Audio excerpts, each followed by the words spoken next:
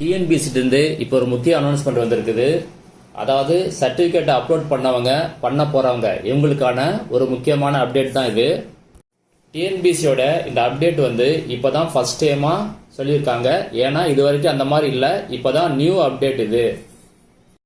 அதாவது டிஎன்பிசி சில ஃபார்மேட்ஸ் எல்லாம் இப்போ ரிலீஸ் பண்ணியிருக்காங்க. இந்த ஃபார்மேட்டை இப்போதான் ஃபர்ஸ்ட் டைம் ரிலீஸ் பண்ணியிருக்காங்க.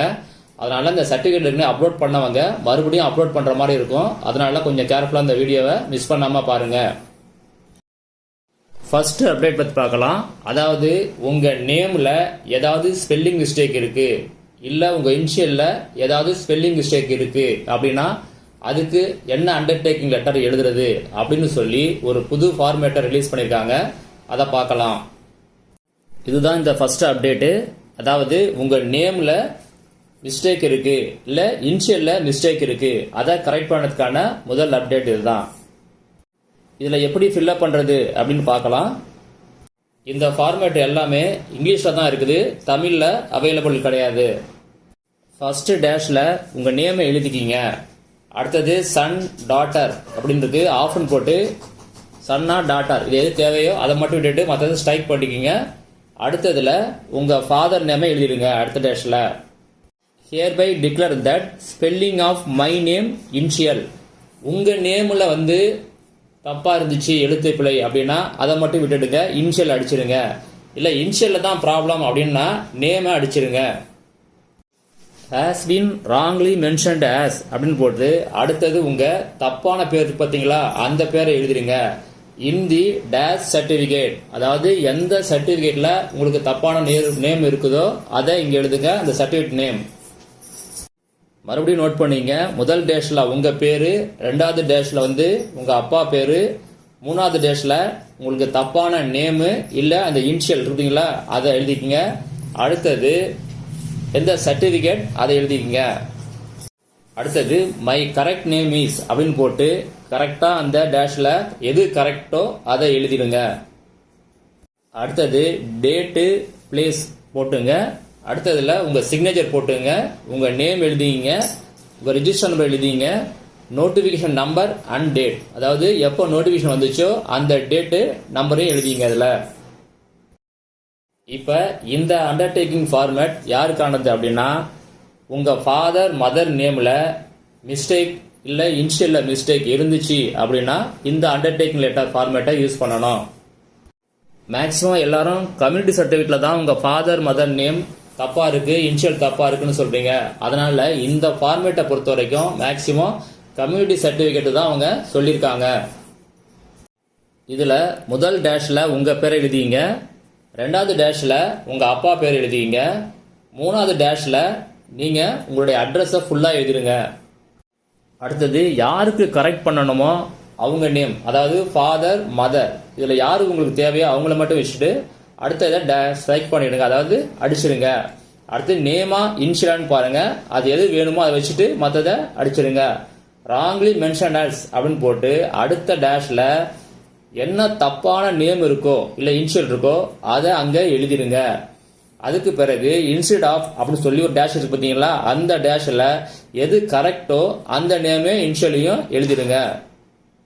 அடுத்தது டேட் போட்டுங்க, பிளேஸ் போட்டுங்க. அடுத்த டேஷ்ல உங்க சிக்னேச்சர் போட்டுங்க, அடுத்து நேம் எழுதிடுங்க, ரிஜிஸ்டர் நம்பர் எழுதிங்க, அடுத்தது நோட்டிபிகேஷன் நம்பர் டேட் இதை ஃபில்அப் பண்ணிடுங்க. இப்போ நீங்க ஸ்கிரீன்ல பாக்குறது நீங்க பிஎஸ்டிஎம் வாங்கும்போது உங்க பிஎஸ்டிஎம்ல நீங்க படிச்ச ஸ்கூல் நேம் சேஞ்ச் ஆயிருந்ததுனால வேற ஸ்கூல்னு போட்டு கொடுத்துருப்பாங்க. அதனால இப்ப அதுக்கான ஃபார்மேட் அதாவது ஸ்கூல் நேம் சேஞ்ச் ஆச்சு அப்படிங்கிறது பிஎஸ்டிஎம் சர்டிபிகேட்டுக்கான ஃபார்ம். இது நீங்க பிஎஸ்டிஎம் அப்லோட் பண்ணும்போது இந்த சர்டிபிகேட்டை நீங்க அதர்ஸ்ல அப்லோட் பண்ணணும்.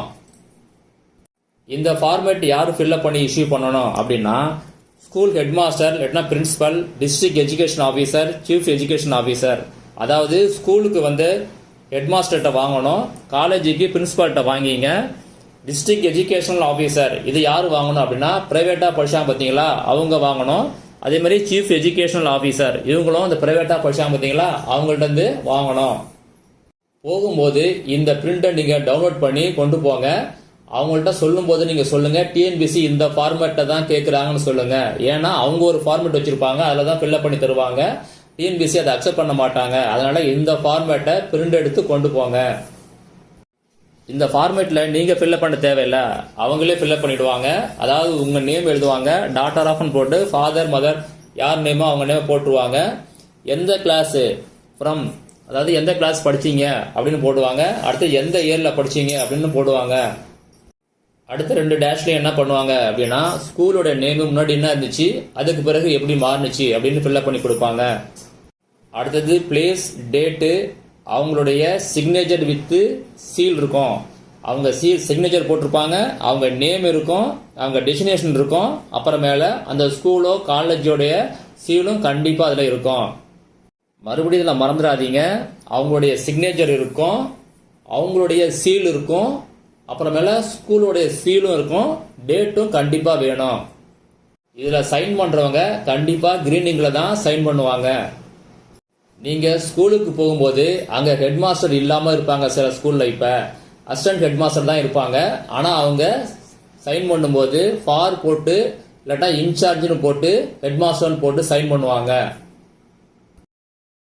அடுத்தது இது என்ன ஃபார்மேட் அப்படின்னா, நீங்கள் டிகிரி முடிச்ச உடனே கோர்ஸ் கம்ப்ளீஷன் சர்டிஃபிகேட் சில பேருக்கு இல்லாமல் இருக்கும். இது ரொம்ப முக்கியம். ஏன்னா டேட் ஆஃப் நோட்டிஃபிகேஷன், டிஎன்பிசியோட டேட் ஆஃப் நோட்டிஃபிகேஷனுக்கு முன்னாடி தான் நீங்கள் கோர்ஸை முடிச்சிருக்கணும். அதுக்கான ப்ரூஃப் உங்கள்கிட்ட இல்லை அப்படின்னா இதை நீங்கள் உங்கள் காலேஜில் வாங்கணும். இந்த போகும்போது இந்த ஃபார்மேட் கொண்டு போங்க. உங்கள் காலேஜில் இதில் சைன் பண்ணி தருவாங்க. காலேஜில் வேற ஃபார்மேட் வச்சிருப்பாங்க, அதை டிஎன்பிசி அக்செப்ட் பண்ண மாட்டாங்க. அதனால நீங்கள் போகும்போது இதை பிரிண்ட் எடுத்து கொண்டு போனீங்கன்னா அவங்க இதில் ஃபில்அப் பண்ணி உங்களுக்கு சைன் பண்ணி தருவாங்க. அதாவது கோர்ஸ் கம்ப்ளீஷன் சர்டிஃபிகேட். இதில் கண்டிப்பாக உங்கள் ஃபோட்டோ ஒட்டணும். அதில் அவங்க சீல் போட்டு சைன் போடுவாங்க. கீழே சைன் பண்ணும்போது அவங்களுடைய சைன் இருக்கும், அவங்களுடைய இண்டிவிஜுவல் சீல் இருக்கும், காலேஜோட சீல் இருக்கும், டேட்டு, இது எல்லாமே கண்டிப்பாக இதில் தேவை. சில பேர் சர்டிஃபிகேட் எல்லாம் அப்லோட் பண்ணியிருப்பீங்க.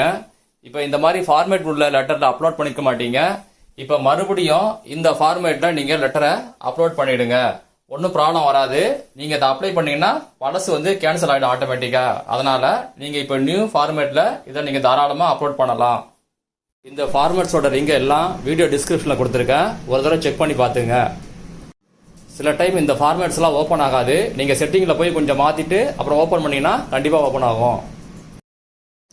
இதே மாதிரி எக்ஸர்வீஸ் மேனுக்கும் ஒரு ஃபார்மேட் இருக்குது. அதோட லிங்க்கையும் வீடியோ டிஸ்கிரிப்ஷனில் கொடுத்துருக்கேன். அது என்னன்னா, நீங்கள் செல்ஃப் அண்டர்டேக்கிங் லெட்டர் ஒன்று எழுதி கொடுக்கணும். அதுவும் ஒரு நியூ ஃபார்மேட் கொடுத்துருக்காங்க. அதே மாதிரி கவர்மெண்ட் சர்வீஸில் ஒர்க் பண்ணுறவங்க அப்ளிகேஷனை சப்மிட் பண்ண பிறகு ஜாயின் பண்ணியிருந்தீங்க அப்படின்னா நீங்களும் ஒரு அண்டர்டேக்கிங் லெட்டர் எழுதணும். அதோடைய லிங்க்கையும் வீடியோ டிஸ்கிரிப்ஷனில் கொடுத்துருக்கேன், ஒரு தடவை செக் பண்ணி பார்த்துங்க.